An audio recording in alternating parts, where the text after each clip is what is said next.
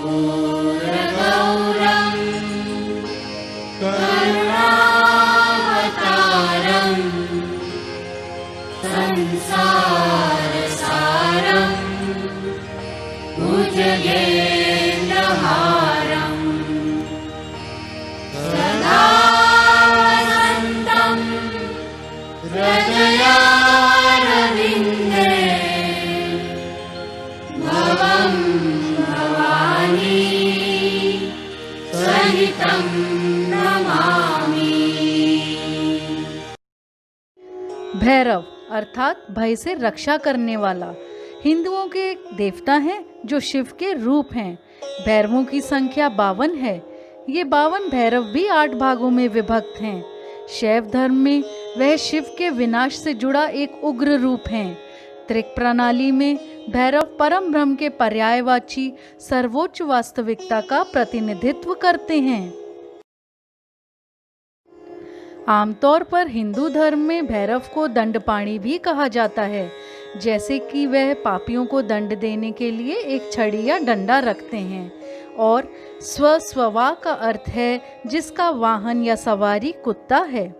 वज्रयान बौद्ध धर्म में उन्हें बोधिसत्व मंजूश्री का एक उग्र वशीकरण माना जाता है और उन्हें हरुका, वज्र भैरव और यमंतक भी कहा जाता है।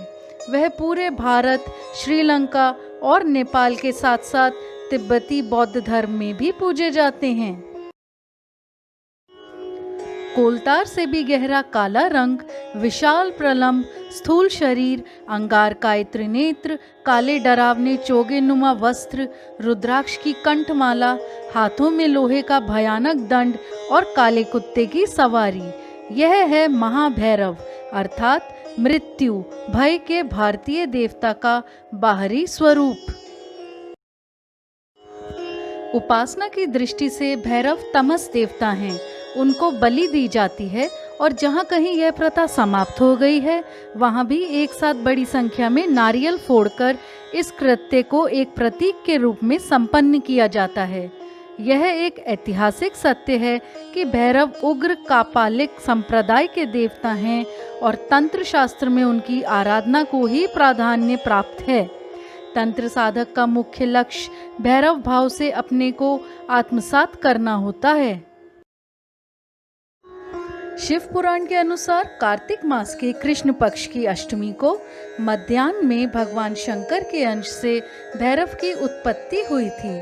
अतः इस तिथि को काल भैरवाष्टमी के नाम से भी जाना जाता है। पौराणिक आख्यानों के अनुसार अंधकासुर नामक दैत्य अपने कृत्यों से अनीति व अत्याचार की सीमाएं पार कर रहा था, यहाँ तक कि एक बार घमंड में चूर होकर वह भगवान शिव तक के ऊपर आक्रमण करने का दुस्साहस कर बैठा। तब उसके संहार के लिए शिव के रुधिर से भैरव की उत्पत्ति हुई। कुछ पुराणों के अनुसार शिव के अपमान स्वरूप भैरव की उत्पत्ति हुई थी। यह सृष्टि के प्रारंभ काल की बात है।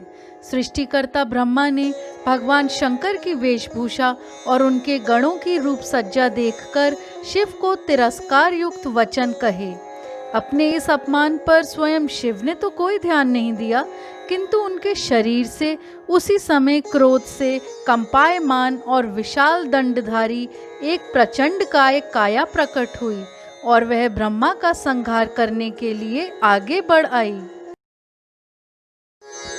शंकर द्वारा मध्यस्थता करने पर ही वह काया शांत हो सकी। रुद्र के शरीर से उत्पन्न उसी काया को महाभैरव का नाम मिला। बाद में शिव ने उसे अपनी पुरी काशी का नगरपाल नियुक्त कर दिया। ऐसा कहा गया है कि भगवान शंकर ने इसी अष्टमी को ब्रह्मा के अहंकार को नष्ट किया था। इसलिए यह दिन भैरव अष्टमी व्रत के रूप में मनाया जाने लगा। भैरव अष्टमी काल का स्मरण कराती है, इसलिए मृत्यु के भय के निवारण हेतु बहुत से लोग काल भैरव की उपासना करते हैं। कालांतर में भैरव उपासना की 2 शाखाएं बटुक भैरव तथा काल भैरव के रूप में प्रसिद्ध हुईं। जहाँ बटुक भैरव अपने भक्तों को अभय देने वाले सौम्य स्वरूप में विख्यात हैं, वहीं काल भैरव आपराधिक प्रवृत्तियों पर नियंत्रण करने वाले प्रचंड दंड नायक के रूप में प्रसिद्ध हुए।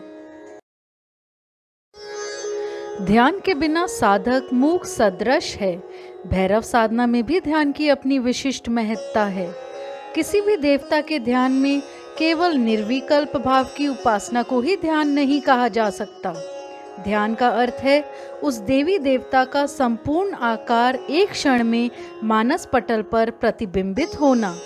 श्री बटुक भैरव जी के ध्यान हेतु इनके सात्विक, राजस व तामस रूपों का वर्णन अनेक शास्त्रों में मिलता है। जहाँ सात्विक ध्यान अपमृत्यु का निवारक, आयु, आरोग्य व मोक्ष फल की प्राप्ति कराता है, वहीं धर्म, अर्थ व काम की सिद्धि के लिए राजस ध्यान की उपादेयता है। इसी प्रकार कृत्या, भूत, ग्रहादि के द्वारा शत्रु का शमन करने वाला तामस ध्यान कहा गया है।